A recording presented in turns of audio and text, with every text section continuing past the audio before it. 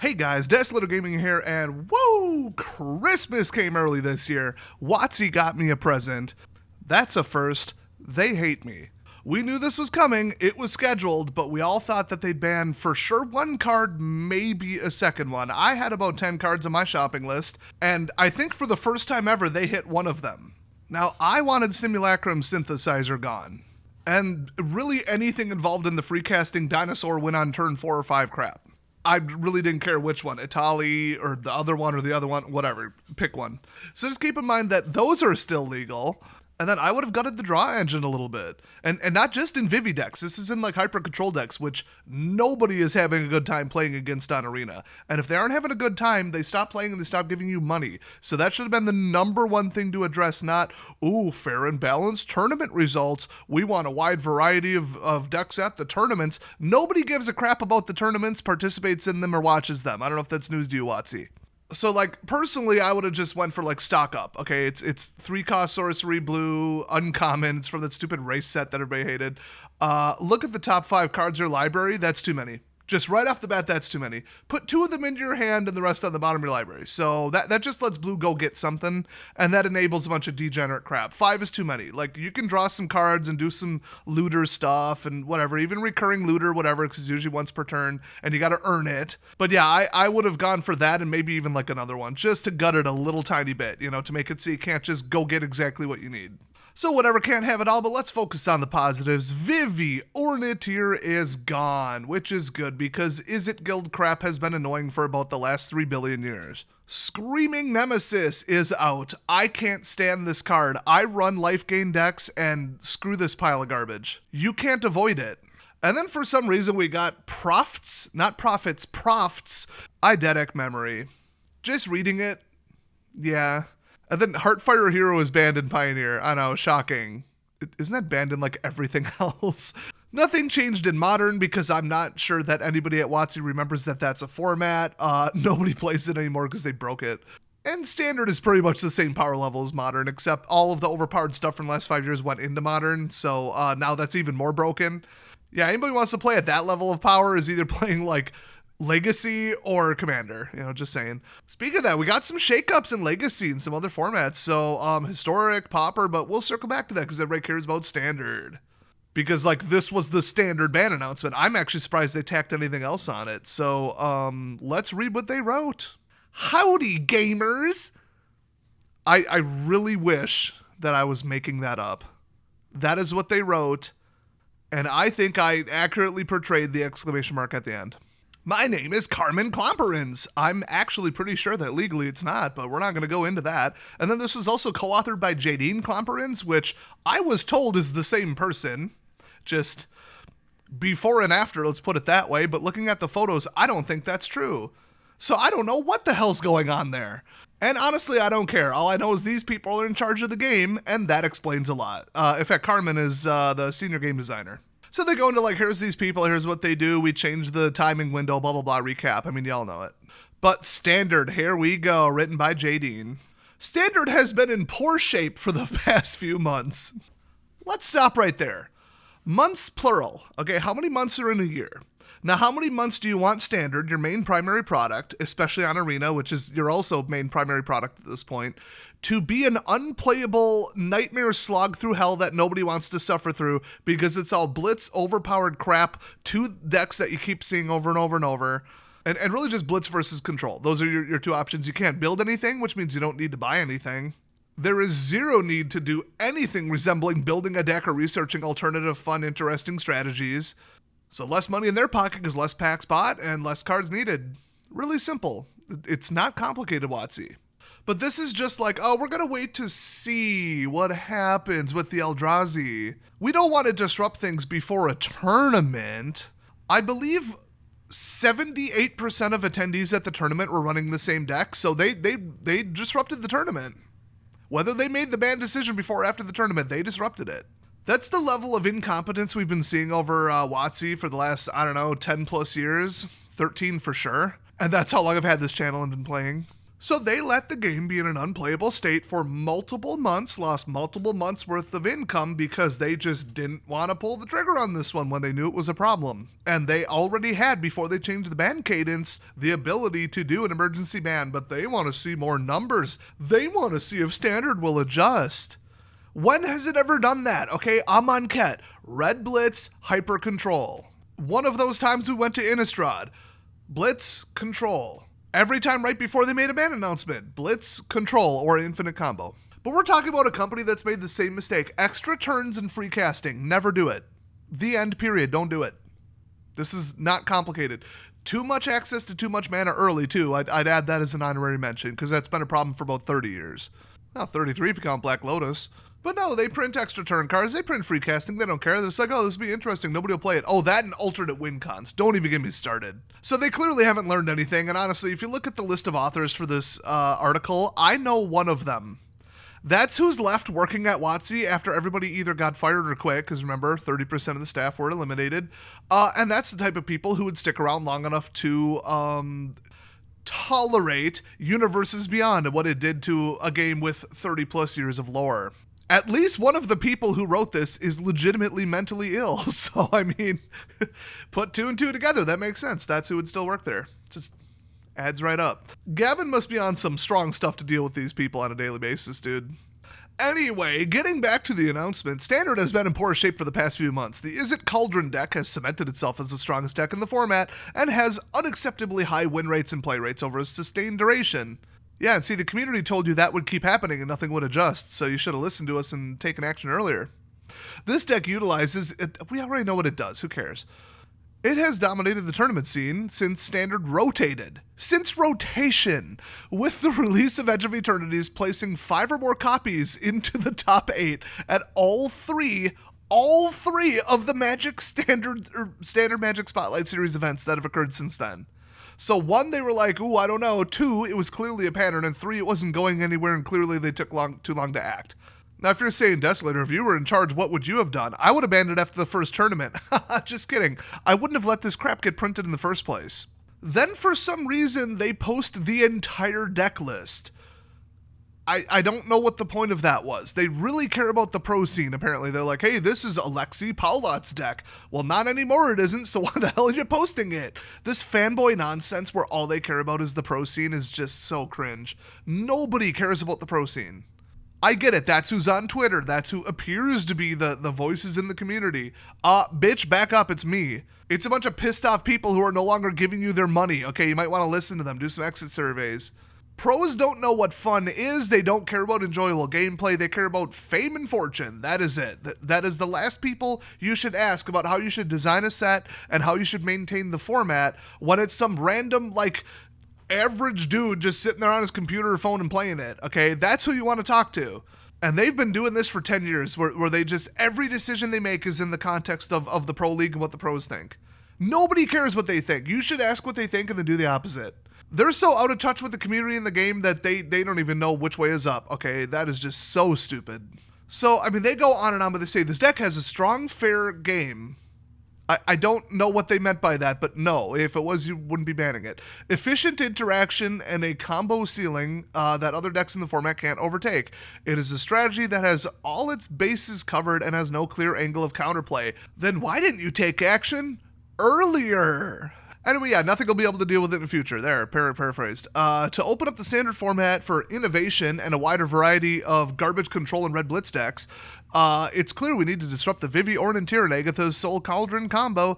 That interaction is too much stronger than the rest of the format. We are opting to ban Vivi as that card's more likely to create future balance problems, if allowed to remain in the format. Yeah, there's never been anything wrong with Cauldron. That thing's been legal for a while. We believe Standard will be more fun and diverse without Vivi, Ornn, and Tyr in it. You're technically correct, but not fun and diverse enough. Okay, you should have taken action against more than just that, although they do say there are clear parallels between Prophet's eidetic memory and Up the Beanstalk. And people have been saying for several years now that they can take Up the Beanstalk and shove it up their beanstalk. Oh, I forgot they actually did. They banned that in June's ban update. I legit forgot they did that. I forgot I haven't seen the card in a while. Both cards are one-card game plans that provide a lot of strength over the course of the game. That's going a little far, but okay. In addition, they are both 2 mana enchantments that draw you a card when you play them. Yes, you should have noticed that when you designed it, and it shouldn't have gotten through the design phase. It's literally a free card. This makes both cards hard to profitably interact with. I don't know if I've ever heard of that. I think that's a typo. Since both cards leave you up a full card following the exchange. That is the worst written sentence. You could write that so many different ways, and all it did was reiterate what you just said. Anyway, this combination of quantities is a dangerous recipe for a card in the strongest deck in the format, as it greatly limits the number of decks that can combo that strategy.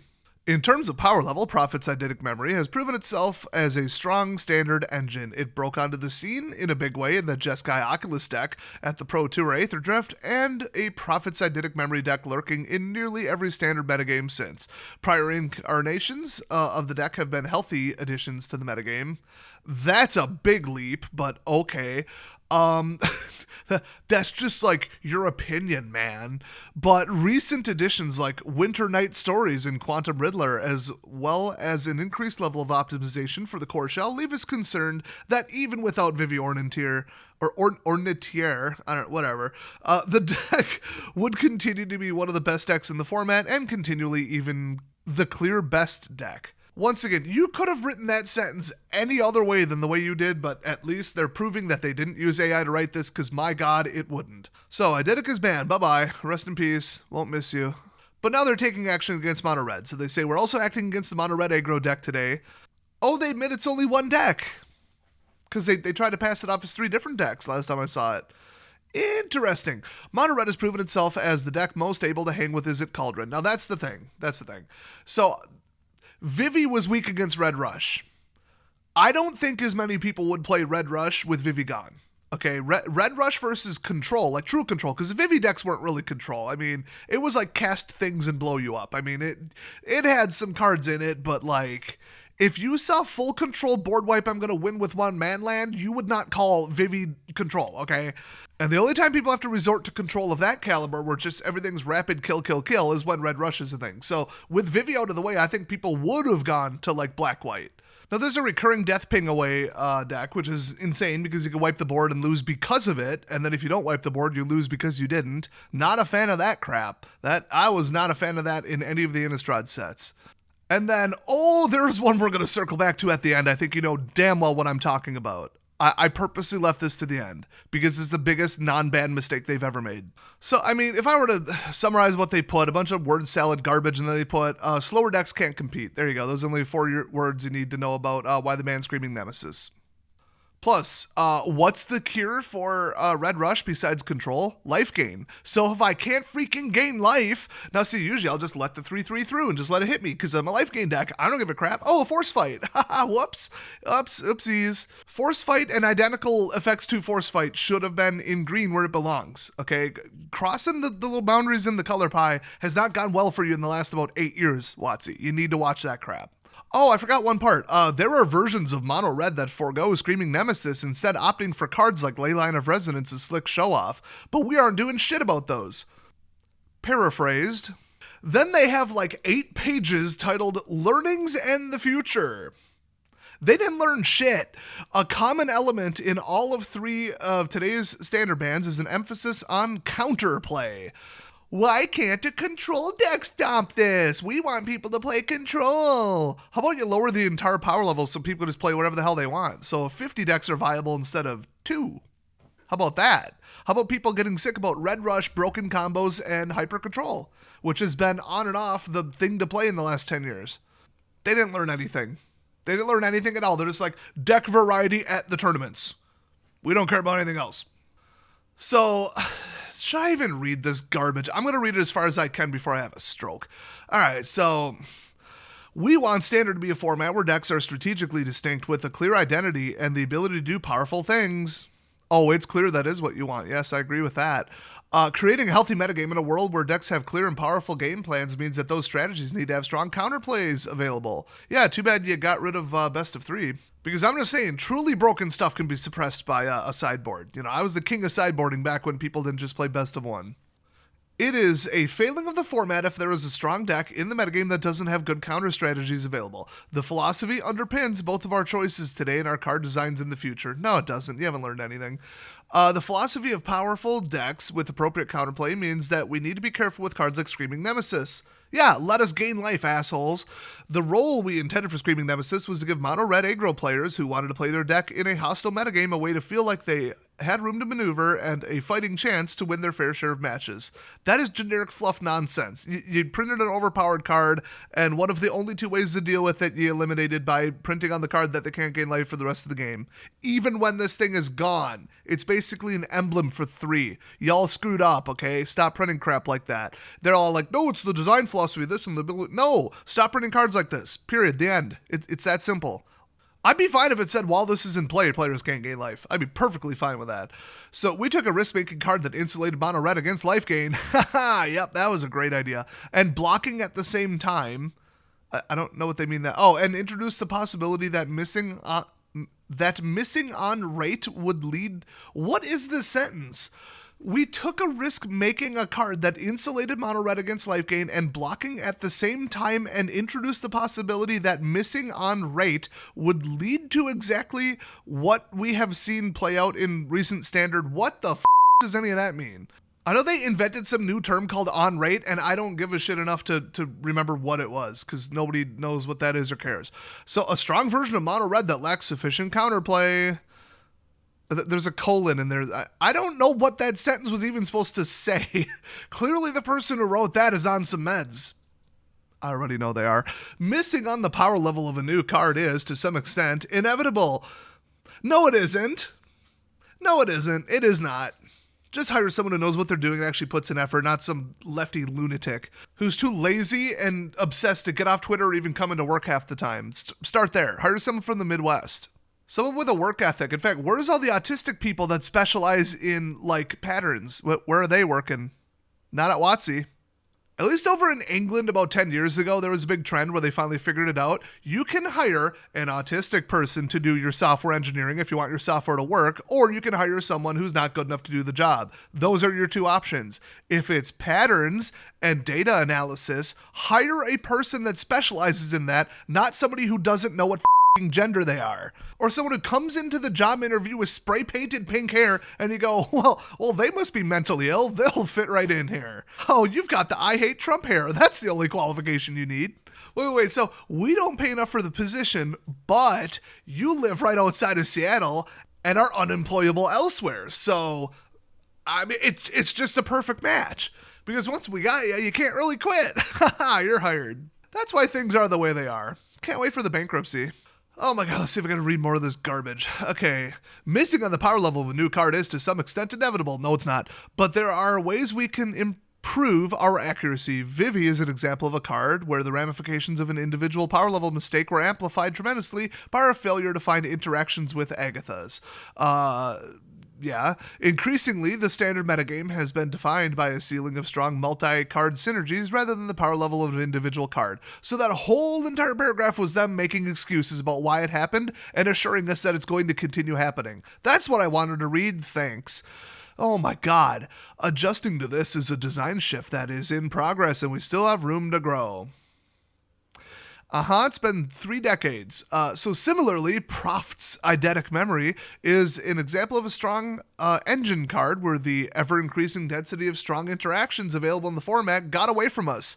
That's code for we shouldn't have made it 3 years, we should have kept it to 2 years. But even when it was a 2-year rotation, they printed broken crap in there too. So, not the full problem, but part of the problem. I'm glad they admitted it if you read between the lines.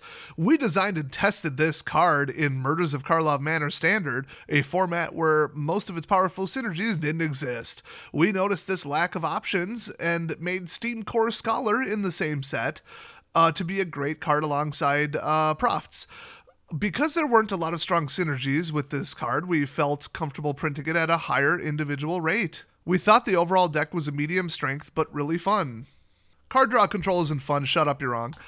We particularly enjoyed that despite synergies with card draw, it asked players to tap out on their turn to get full value. Oh boy, that really stopped it. What a great downside. Our prediction was that it might show up here and there, but it was unlikely to be among the strongest decks in the metagame. Yeah, I mean, I assume that's what you assumed. They're not entirely wrong with that whole justification. This one did kind of come out of nowhere. And we were right for that environment. It took 7 months until the release of Duskmourn House of Horror and Fear of Missing Out for Prophet's Eidetic Memory package to really cement itself as a key play in Standard. As new cards were released, okay, we get it. So they say once we recognized it had the capacity, blah, blah, blah, blah, blah, blah, blah, blah, blah, blah, blah. There, that's paraphrased as well. Very similar to the intelligence level of what they wrote. To close out this section of on Standard, I'd like to acknowledge that this year's cadence and banned and restricted announcements has not been ideal. Yes, comma, correct. And Standard has suffered for it, especially in the last 3 months. Yeah, just 1 quarter of the year where you got massive people quitting in massive numbers when you have no onboarding of new players at all. That's all. Just complete and utter loss of sales. That's it. Nothing to be worried about. It's only 25% of the year. So we want these updates to be predictable, and we want the Standard format to feel stable. If it's stable in a bad state, nobody wants it to be stable. I don't know how the hell you haven't figured that out yet, you morons. While our fundamental philosophy remains intact, we've recognized that our execution this year caused pain, which we need to address. Yeah, leaving it in a rotting state and just saying, well, our hands are tied, there's nothing we can do, when you clearly have said that you intend to keep printing broken crap. It's just above your ability to test. It's just mind-blowing. It just makes you want to quit the game. It really does. And most of you have, from what I understand. So, as mentioned at the beginning of this article, next year we will be increasing the number of ban-restricted update windows. Okay, I don't know where they mentioned that, but sure, I'm all for it. Do it every month. I don't care. This will allow us the flexibility to respond quickly if the metagame ends up in a severely imbalanced state again. Now, you won't. You never have and you never will. Our bar for action and Standard remains high. Yeah, remember when they didn't ban the cat combo and the people lost their minds? And 48 hours later they said, we have more information now. We're changing our mind. Idiots.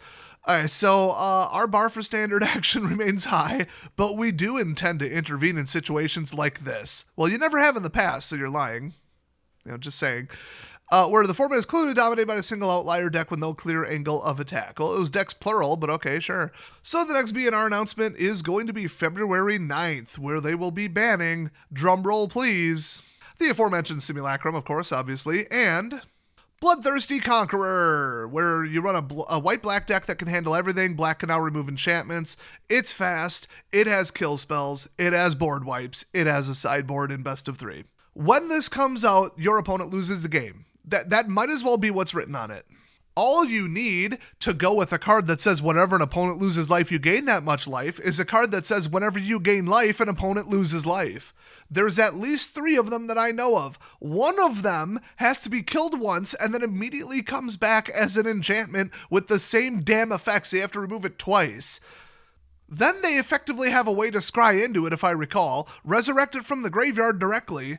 There's multiple of these. They can cast an effect in response to this coming out that says, if this dies, return it to the battlefield. There's multiple cards that do that. One of them, I believe, is obviously instant speed and then costs 1. Maybe it's 2, I don't quite remember. But yeah, they can just directly resurrect this too. Doesn't matter. And then they're going to have to do something about dinosaur free cast. That deck is just a crime. Without Vivian, without Red Rush, these 2 decks are going to be the next 2 decks that are played the most. I will follow up on that. I assure you, as long as I sit here looking at this bullshit that they wrote, that those are going to be the next 2 problem decks. Bloodthirsty Conqueror, Infinite Life combo, where I have been at 38, my opponent's at 2, and instead of forfeiting, they drop this in, and then no matter what I do, instant speed kill spell, doesn't matter. That just triggers it. Or they counter it, or I try and remove the other thing, it doesn't matter, they'll just stop it. Doesn't matter. Might as well be playing blue at this point. And then they just infinite ping me right after I time them out for about 3 minutes. And yeah, Simulacrum, just infinite giant golems that you can't do anything about in a counterspell deck that also has cloning. What could go wrong, I wonder? And then the last set just boosted the crap out artifacts, so what are you gonna do now? If they think they can wait for rotation on these 2 cards, oh, no. I just can't even believe that these idiots would be stupid enough to print something like this. quite honestly. And if they take action, it's not going to be against the, let's call it what is M29 card that's legal until 2029 and will be printed until then. One of the star mythics in it. They're not going to ban that. They're going to ban the other one, the enchantment. Well, enchantment, creature, familiar, whatever that stupid thing is, a stupid snake. And that is not going to fully and entirely solve the problem, which means the deck will still be playable. Awesome. Well, anyway, my deck's just got a giant boost, and the new set is kind of okay to draft, it turns out. So, might be doing that on live stream. I tested it 3 times and went 3 wins, 3 wins, 3 wins on the dot, so 3 and 3. And if you remember, getting to 3 is where you get 1,000 gems, so it jumps way up, so I'm real happy with that. Gonna see if I can do even better. So watch for that in the future, but for now, let's do the rest of the ban announcement. Nobody cares about any of this. Heartfire Hero is banned in Pioneer because, duh. Modern, no changes. They go on about this deck, and it's all broken shit. It's a bunch of amulet crap. They shouldn't have unbanned that. Legacy! Here we go. Entomb is banned. What? That search your library for a card for 1 black, put that card in your graveyard, then shuffle. Oh, what could go wrong there, I wonder? And then Nadu Winged Wisdom is banned in Legacy, which I thought it already was. He's just right on the path to being banned in everything, just like Baby Jace and pretty much everything with Companion written on it. They really royally screwed up with that card. Vintage, no changes, because can you really get any more broken than Vintage? And then Pauper High Tide is banned. So that's a 1-cost blue instant until end of turn. Whenever a player taps an island for mana, that player adds 1 extra blue mana to their mana pool. What? How did that fly under my radar? So apparently they're mixing that with Prophetic Prism to just absolutely go bonkers, which, yeah, I could see that. Oh, then people built miniature tap dance with Psychic Puppetry, which is tap run, tap target permanent for 2. Oh, and splice into Arcane. That's funny. That is funny. Okay, so yeah, they took action against that. Yeah, I could see that. Alchemy, no changes, but let me just outline what they mean by no changes. They rebalanced Vivi Ornithir. So that card's still legal, apparently. You can rebalance my balls, you absolute morons. First of all, nobody plays Alchemy. Secondly, the people who do don't want to rebalance, they want a bunch of this crap gone. Now get this, Screaming Nemesis not only is not banned, because it's not a dominant card in Alchemy, I don't know how that's even possible, it will also not be rebalanced. What? I assume the rebalance for Vivi is when she enters the battlefield, you lose the game. This one, I don't even know what's going on here. Historic, which, okay, what even is that? Is that Eternal for Arena or whatever? Who cares? Force of Negation is pre-banned. Pre-banned. It is from the upcoming Last Airbender set. So Force of Negation, pre-banned. Frantic Search, pre-banned. Mystical Tutor, pre-banned. Entomb, pre-banned. And Dark Depths, pre-banned. With a plethora of cards from Arena anthologies, bonus sheets, and special guest releases coming to MTG Arena this year, Historic's card pool has expanded rapidly. Yeah, for now, we are aiming to avoid format destabilization with pre-bans. I can't even believe the word pre-ban is even in their vocabulary. I'm shocked by this. While monitoring the metagame to ensure that no individual deck is out of line, Eldrazi has been enjoying popularity and success. How? In high-level best of 3, all 6 people that play that, with the addition of Eldrazi Temple. I don't care about the meta. Shut up. Whatever. Cool. So they're pre-banning some shit. Whatever. Good for them. Timeless. Wait, no, Timeless. Isn't Timeless that play everything? What the hell is Historic then? I could look this up, but we all know I don't give a shit.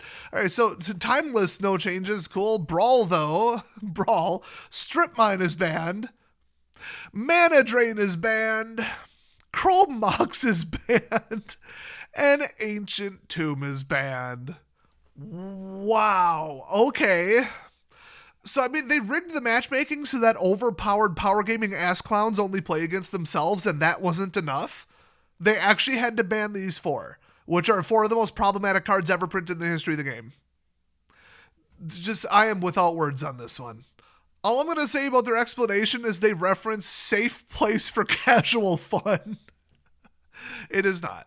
Well, ain't that the cherry on top this Sunday? My God, a pre-ban. So they pulled their heads out of their asses long enough to pre-ban something. That is just like, Shocking. They not only did they not react in time, they never pre-react. The last time they pre-manned something, I know it was more recently than this. They did it like once, but the only one in my memory is when the format called Modern was invented.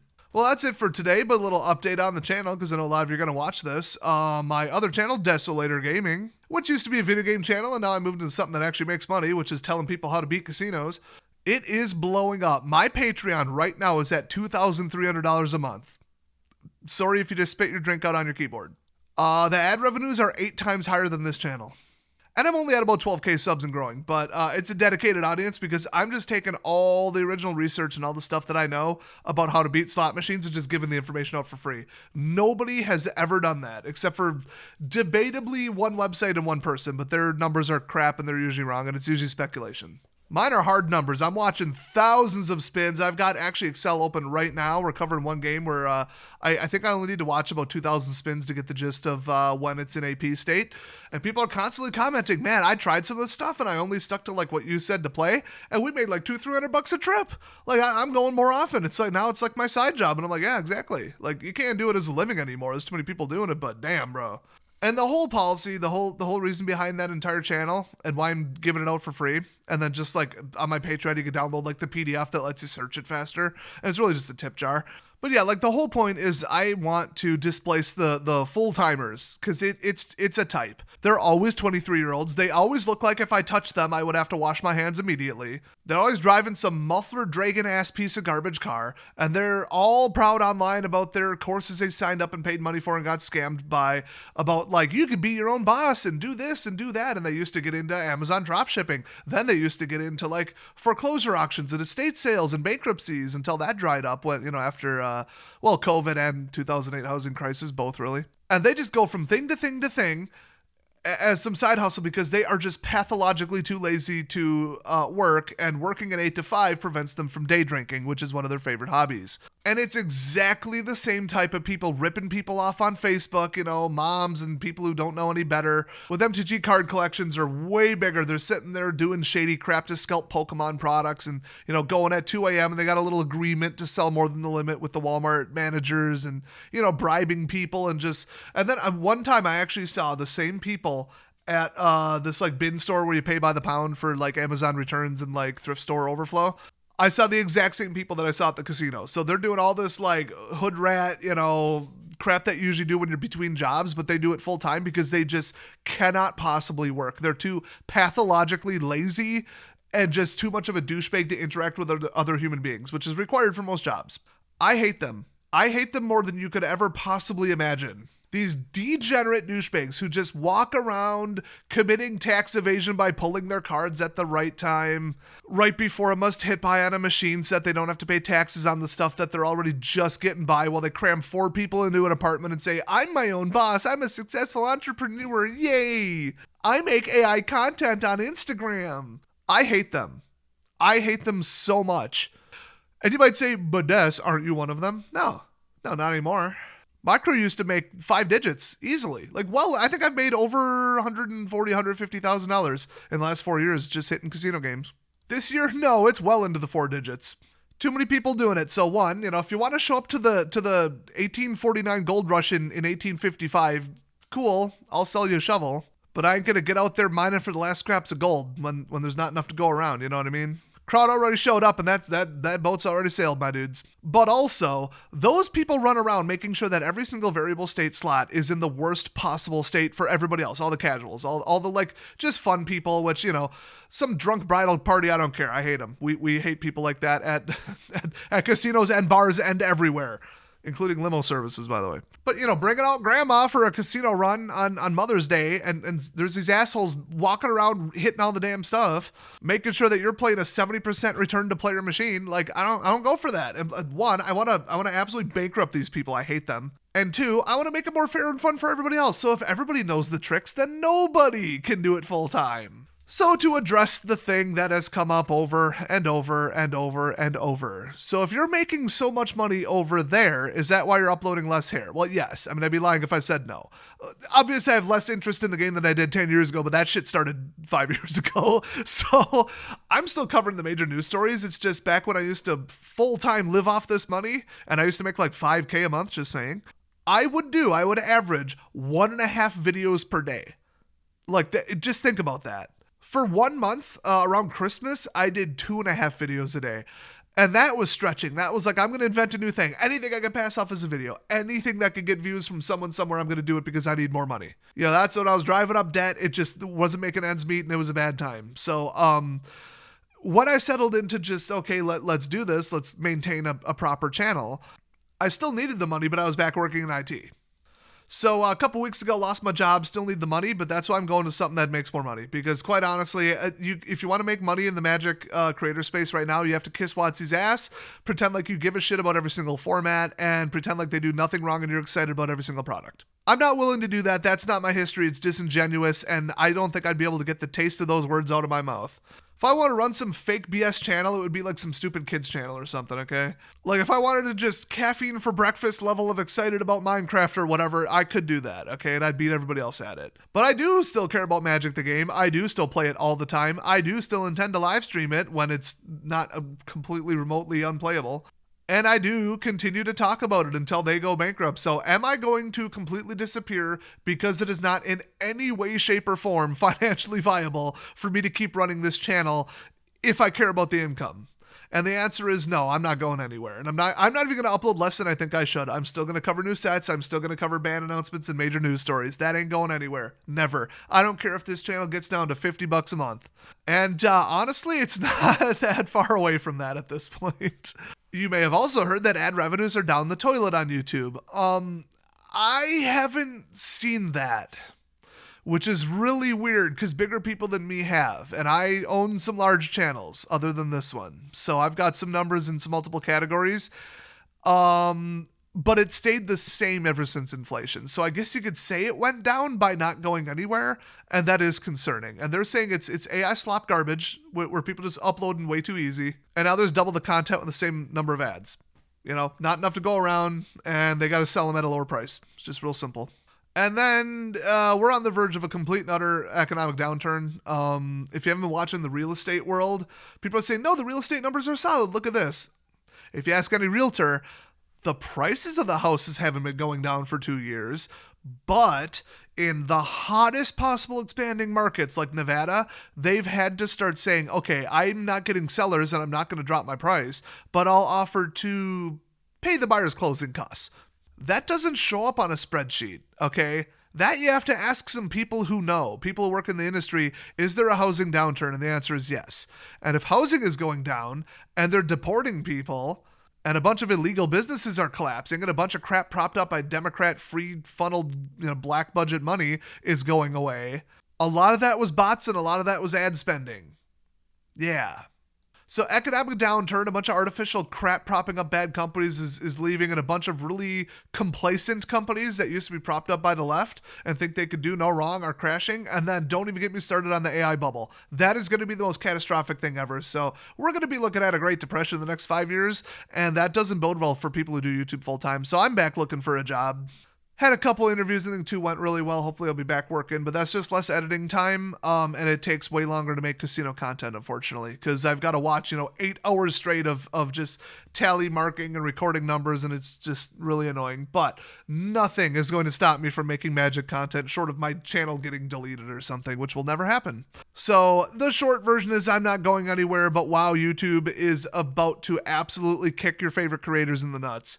And we're talking big ones, small ones, everyone. Like Jeremy from The Quartering, Linus from Linus Tech Tips, they've all been talking, yeah, it's down and there's nothing we can do about it.